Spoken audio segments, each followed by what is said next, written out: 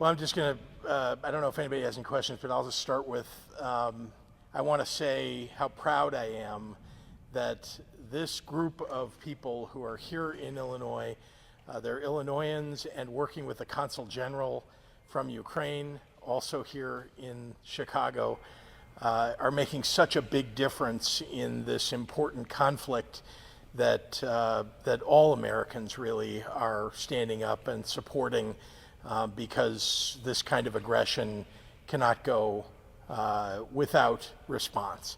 And so I must say they are saving lives, and especially young Lily Manson, who came up with the idea to make this happen, and whose father and she have worked together to make all of these ambulances an opportunity to save lives, and Ukrainian lives, in a terrible conflict. So we're very grateful and also very proud to be associated with them. And I know everybody in Illinois joins me in thanking them for the work that they've done.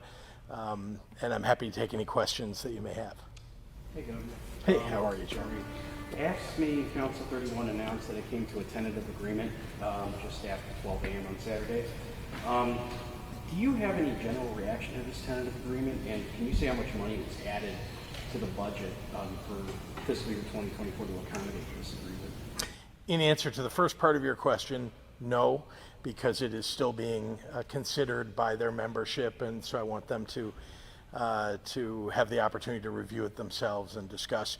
I'm pleased that a tentative agreement has been reached, and of course it's been a friendly negotiation in the sense that we knew on both sides that we needed to reach an agreement, and it was reached roughly on time by the end of the fiscal year. So we're pleased. We have great state workers in the state of Illinois. They do terrific work for the people of Illinois, and it's important that we reach an agreement, and one that is mutually satisfactory, both for the workers of Illinois, the state workers, as well as for the taxpayers of Illinois. You know, last year with the passage of the Workers' Rights Amendment, I mean, what impact do you foresee that amendment having on this budget and future budgets, considering there could be a wider array of workers who are eligible to be unionized, including with AFSCME or any of the other unions that represent state workers? That's hard to measure. I will say that in the negotiation here, there wasn't any discussion about the Workers' Rights Amendment.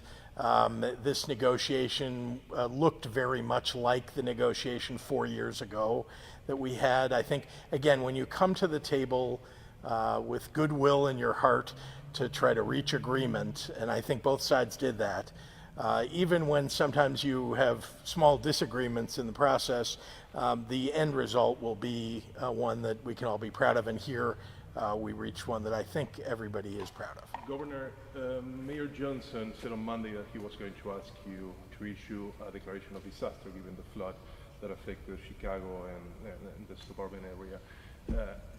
Are you planning to do so? Is there any timeline?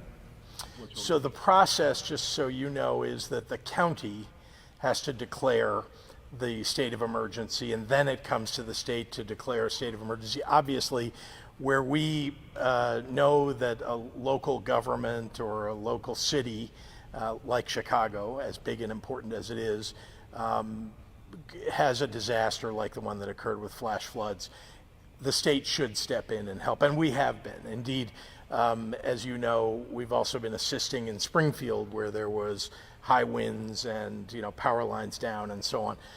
So we're going to be as helpful as we can possibly be in the city of Chicago, and a declaration of disaster in the state really allows us just to help with more resources, and we'll always be willing to do that for local governments that suffer from this kind of disaster. The other issue seems to be the way the Metropolitan Reclamation District has been managing the drainage of the water.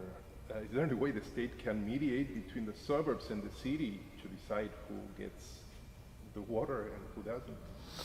That's not a function for the state to intervene in. However, certainly making sure, yes, but certainly making sure that they are doing their work and their job properly. That's something that all of us in state government want to see.